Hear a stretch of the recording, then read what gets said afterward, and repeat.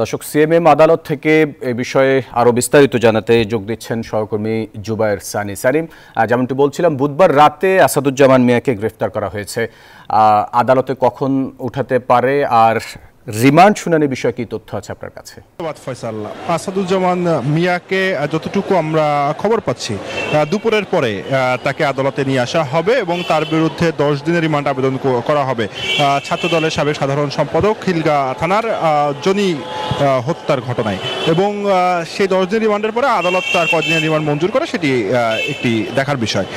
এছাড়া আরও কয়েকটি ঘটনা কিন্তু আজকের এই নিম্ন আদালতে রয়েছে। তার মধ্যে একটি বিষয় যে আব্দুল্লাহিল কাফি অতিরিক্ত পুলিশ কমিশনার ছিলেন, তাকে কিন্তু এবার সাভারের আশুলিয়ায় যে ন্যাক্কারজনক ঘটনাটি ঘটেছিল, গাড়িতে কয়েকজন আন্দোলনকারীকে পুড়িয়ে হত্যার ঘটনায় করা একটি মামলায় তাকে নতুন করে আজকের গ্রেফতার দেখানো হয়েছে। এবং সেই গ্রেফতারের পরে তাকে তিনি আগে হাজারীবাগ থানায় একটি মামলায় তিনি রিমান্ডে ছিলেন, সেখান থেকে আদালতে হাজিরের পরে নতুন মামলায় গ্রেফতার দেখানোর পরে তাকে রিমান্ডের আবেদন করা হলে তার 4 দিনের রিমান্ড মঞ্জুর করেছেন আদালত।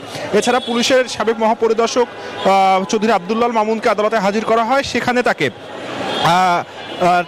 3টি মামলায় নতুন করে গ্রেফতার দেখানো হয়েছে এবং তাকে পরবর্তীতে জেল হাজতে প্রেরণ করা হয়েছে। এছাড়াও ওয়াকার্স পার্টির রাশেদ খান মেনন, সেই সঙ্গে সাবেক মন্ত্রী ইনু এবং পলক, তাদেরকেও কিন্তু আজকে আদালতে হাজির করা হয়েছিল এবং তাদেরকেও কয়েকটি মামলায় গ্রেফতার দেখানো হলেও তাদের রিমান্ড আসলে বাড়ায়নি পুলিশ এবং আদালত। তাদেরকে নতুন করে রিমান্ড দেওয়া হয়নি, তাদেরকে জেল হাজতে প্রেরণ করা হয়েছে।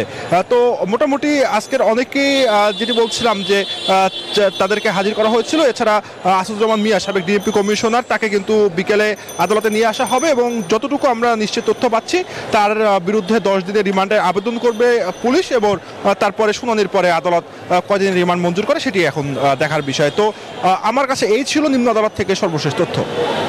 বিশ্বমানের থার্মিক্স রড, সালাম স্টিল থার্মিক্স, দেশের একমাত্র থার্মিক্স রড।